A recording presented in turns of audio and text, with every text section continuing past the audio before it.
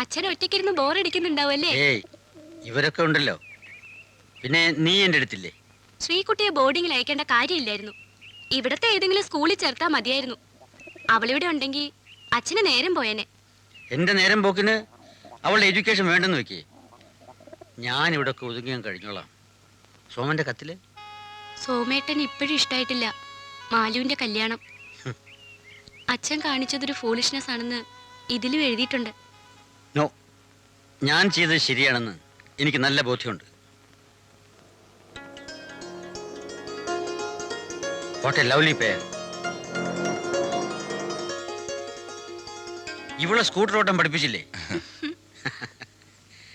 അടുത്ത പ്രാവശ്യം വരുമ്പോ നീ സ്കൂട്ടർ ഓട്ടണം, ഉണ്ണി പുറകിലിരിക്കും. ലേഡി ഡോക്ടറെ അടുത്ത് പോയിട്ട് വരിക. എന്തു പറ്റി? ഒന്നുമില്ല, ഒരു ചെക്കപ്പിന്. എന്തു പറ്റി മോളെ? ഇവളാകെ ഡൗൺ ആയി പോയല്ലോ. അച്ഛന് തോന്നണതാ. കേട്ട ഉണ്ണി, ഇവള് വലിയ പെണ്ണായെന്ന് തോന്നാൻ തുടങ്ങിയിട്ട് 3 മാസമേ ആയിട്ടുള്ളൂ. After your marriage. ഇപ്പോ എനിക്ക് വയസ്സായെന്ന് തോന്നി തുടങ്ങിയിരിക്കുന്നു. I really feel very old. 14 ദിവസം കഴിച്ചിട്ട് ഇവിടെ ഒന്ന് വിവരം പറയാ. അല്ല, ആരാ അത്? വരിക, ഇരിക്കുക. നിങ്ങളെ ഇപ്പൊ പുറത്തേക്കൊന്നും കാണാറില്ലല്ലോ എന്റെ നേരെ. ഇപ്പൊ എപ്പോഴും വീട്ടിൽ തന്നെയാ. പുതിയ മരുമോള് വന്ന് കയറിയ പിന്നെ നിങ്ങളെ കാലം തെളിഞ്ഞു എന്ന് തോന്നുന്നു. എന്തായാലും നന്നായിരിക്കട്ടെ. പുത്തമ്പുരക്കാര് കെട്ടുപോകുന്ന ആ ചിലരൊക്കെ കരുതിയിരുന്നേ. അത്ര വലിയ പാവമൊന്നും എന്റെ കാരണവന്മാര് ചെയ്തിട്ടില്ല. എന്തൊക്കെ മുടക്കിയാലും അവർക്ക് ഈശ്വരന്മാർക്കും ഉള്ള ഒന്നും മുടക്കിയിട്ടില്ല. എല്ലാ ഭാഗ്യവും എന്റെ മോളുടെ രൂപത്തിലാ വന്നത്. അപ്പോഴേ കൽക്കത്തയിലുള്ള മരുമോൻ ഓഹരി ഇഷ്ടദാനായിട്ട് തരാൻ പോണൂന്ന് കേട്ടൂലോ. ഓഹരി കിട്ടിയിട്ടൊന്നും വേണ്ടവർക്ക്. ഒക്കെ തെളിഞ്ഞു വരും വൈദ്യരെ. തറവാട്ടിലൊരു ഉണ്ണിയും കൂടെ പറഞ്ഞോട്ടെ. അല്ല, അങ്ങനെ വല്ലതുണ്ടോ?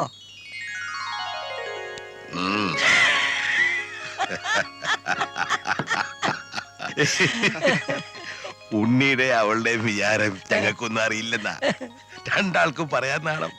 മുഖം കണ്ടാ നമുക്കറിഞ്ഞൂടെ.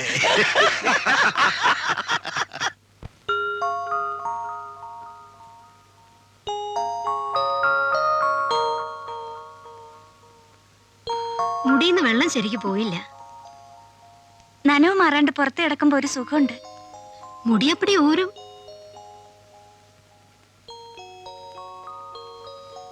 ഇനി എന്നും കുളി കഴിഞ്ഞു വരുമ്പോ ഇത്തിരി രാസ്നാദി എടുത്ത് നെറുകയിൽ തിരുമ്മ. ഈ സമയത്ത് ഒരു ജലദോഷം പോലും വരാൻ പാടില്ല. ദാ അവിടെ പണിക്കര് വന്ന് പറയാൻ തുടങ്ങി. കേക്കണ്ടേ? എനിക്ക് കേൾക്കണ്ട. ജനിക്കണേന് മുന്നേ കുട്ടിയുടെ ഭാവി നിശ്ചയിക്കാൻ ഈശ്വരന് പോലും പറ്റില്ല. എന്നിട്ടാ പണിക്കര്. മോളെ, പണിക്കരെ കാണുന്ന പോലല്ല, പറഞ്ഞാൽ അച്ചട്ടാ. അല്ലെങ്കിൽ നോക്കിക്കോ, നല്ല നേരം പോക്ക. ശരി പോ. 5ാം ഭാവാധിപൻ പുരുഷഗ്രഹ ഉച്ചത്തില. പുത്രേശേ പുരുഷഗ്രഹേ ബലയതേ എന്നാണ്. പുത്രനായിരിക്കും, സംശയമില്ല. കീർത്തിമാനും ദയാലുവുമായിരിക്കും. പിന്നെ ഇത്തിരി മോശം എന്ന് പറയാനുള്ളത് പിതൃജാതകത്തിലെ ചില ഭാവാധിപന്മാരുടെ കാര്യത്തിലാ. ഭയപ്പെടണ്ട. കുജൻ നിൽക്കുന്ന 5ാം ഭാവം മേടരാശിയാണ്. അത് വെച്ച് നോക്കുമ്പോ അല്പായുസാകാൻ കാരണം കാണുന്നുണ്ട്. പ്രതിവിധികളൊന്നുമില്ലേ പണിക്കരെ? കാര്യമാക്കേണ്ട കാര്യമൊന്നുമില്ല. ക്ഷേത്രബലം അത്രയ്ക്കുണ്ട്. എന്നാലും അങ്ങനെ ഒരു ദോഷം ഉണ്ടെ പ്രതിവിധി ചെയ്യണം. അതിപ്പോ എന്ത് ചെലവായാലും വേണ്ടില്ല. ശിവക്ഷേത്രത്തില് ഒരു മൃത്യുഞ്ജയ ഹോമം നടത്തിയേക്കൂ. ഒരു ശത്രുസംഹാര പുഷ്പാഞ്ജലിയും കൂടി ആയിക്കോട്ടെ. പിന്നെ പെരിങ്ങോട്ടുകര തിരുമേനിയെ കൊണ്ട് ഒരു ചക്രം എഴുതിച്ചു തരാം. സ്വർണ്ണ ഏലസി നിറച്ച് ഭാര്യയുടെ അരയിൽ കെട്ടുക. ഇത്രയൊക്കെ മതിന്നേ. കുട്ടി പേടിക്കൊന്നും വേണ്ട കേട്ടോ. എനിക്കൊരു പേടിയില്ല.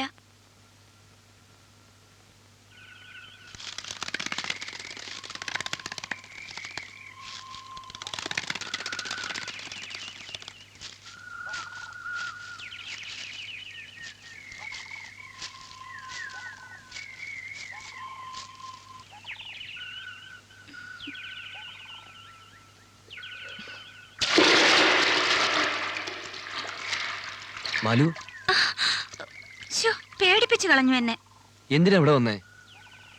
നല്ല രസമുണ്ട് ഈ കാവ്. എത്ര പക്ഷികളാ ഇതിന്റെ ഉള്ളിലെന്നറിയോ? അമ്മ അറിയാതെ ഇടയ്ക്കൊക്കെ ഞാൻ ഇവിടെ വന്നിരിക്കാറുണ്ട്. ഇനി ഇവിടെ ഒറ്റയ്ക്ക് വരരുത്. എന്തേ, ഉണ്ണിയേട്ടന് പേടിയുണ്ടോ? ശ്യാമളയുടെ പ്രേതം ഉണ്ടാവുമെന്ന് കരുതിയിട്ടാ? ആര് പറഞ്ഞു ഇതൊക്കെ? എനിക്കറിയാം. ഈ കിണറ്റിലല്ലേ ആ കുട്ടി വീണ് മരിച്ചത്.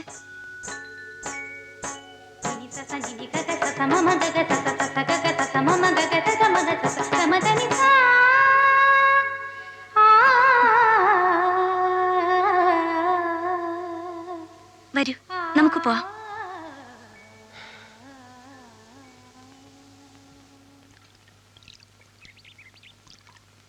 ഇതാരാ വരണമെന്ന് നോക്കിയേ. കാണാണ്ടിരിക്കാൻ പറ്റണില്ലായിരിക്കും. ഇനിയിപ്പോ ഞാൻ എന്തിനാ സ്വർഗത്തിലെ കട്ടുറുമ്പായിട്ട്?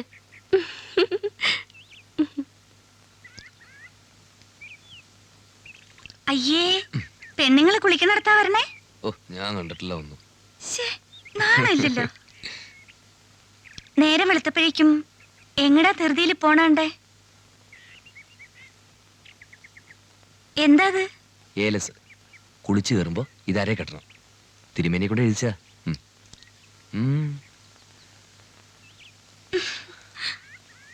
ഇതിനാ വട്ടെന്ന് പറയാ. അച്ഛനും അമ്മയും പഴയ ആൾക്കാരാണെന്ന് വെക്കാം. ഉണ്ണേട്ടനോ ആ പണിക്കര് വെറുതെ വായി തോന്നിയത് പറഞ്ഞെന്ന് വെച്ച് ഞാൻ കെട്ടില്ല. ഏയ്, കെട്ടണം. ഇതൊന്നും അന്ധവിശ്വാസം എന്ന് പറഞ്ഞ് തള്ളേണ്ട കാര്യമല്ല. ഒന്നിലും വിശ്വാസമില്ലായിരുന്നു എനിക്ക്. ശ്യാമളയുടെ മരണത്തോടെ ബോധ്യായി. പറഞ്ഞതൊക്കെ പറഞ്ഞ പോലെ നടന്ന അനുഭവങ്ങളുണ്ട് എനിക്ക്. ഞാനും ശ്യാമളയും നമ്മളുടെ വിവാഹബന്ധം വാഴില്ലെന്ന് പണിക്കര് പറഞ്ഞതാ. ജ്യോതിഷത്തിലും ജാതകത്തിലൊക്കെ സത്യമുണ്ട്. അയ്യേ, കഷ്ടം. ഈ ലോകത്തുള്ളവരെല്ലാം ജാതകവും ജ്യോതിഷവും നോക്കിയാ ജീവിക്കണേ. ലോകത്തുള്ളവരുടെ കാര്യം വിട്, നമുക്ക് നമ്മുടെ കാര്യം നോക്കിയാൽ മതി. ഇപ്പൊ തന്നെ നമ്മുടെ ഐശ്വര്യത്തിന്റെ സന്തോഷത്തിന്റെ ഒക്കെ കാരണം ചേർച്ചയുള്ള ജാതകമാ. ഓ, മതി കളിയാക്കിയത്. ഉണ്ണേട്ടനൊരു സത്യം അറിയോ? പുണർദം തന്നെ എന്റെ നാളെന്ന് എനിക്കറിയില്ല, എന്റെ അച്ഛനും അറിയില്ല.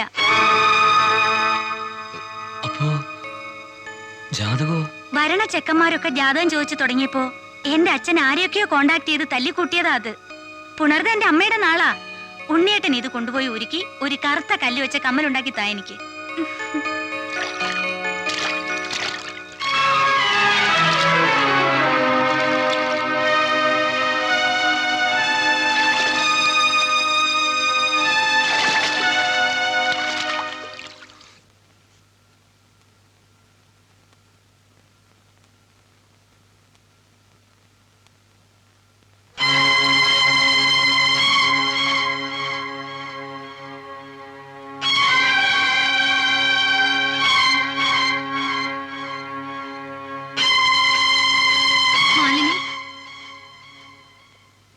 നിന്റെ നാള് പുണർദം തന്നെയല്ലേ മോളെ? അല്ല. പിന്നെ ഏതാ നിന്റെ നക്ഷത്രം? എനിക്ക് ശരിക്കറിയില്ല.